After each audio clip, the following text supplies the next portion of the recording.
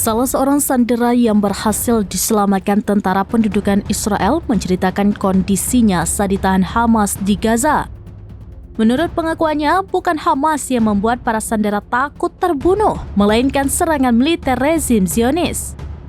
Pengalaman tersebut disampaikan oleh Noah Argamani. Noah menceritakan sejumlah detail hal yang dialaminya saat disandera Brigade Al-Qassam dalam upaya gerakan itu membebaskan ribuan tahanan Palestina yang ada di penjara pendudukan. Diakui Noah, dirinya berpindah-pindah rumah selama berada di tengah Al-Qassam. Ancaman paling besar yang hampir merenggut nyawanya justru datang dari pengeboman tentara Israel. Noah menuturkan blokade total Gaza oleh IDF termasuk makanan dan obat-obatan membuat dia juga terkena dampaknya. Pasalnya, saat Israel meluncurkan serangan, makanan menjadi langka. Meski disandera, menurut Noah, ia memiliki akses untuk menghirup udara segar.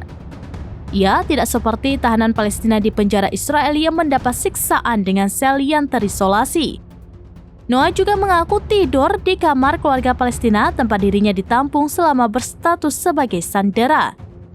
Di sana ia dibebaskan dan diminta mencuci piring setelah makan.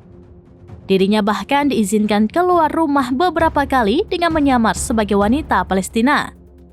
Sementara militer Israel mengebom rumah tempat ia berada sebelumnya yang menyebabkan terbunuhnya 2 tahanan.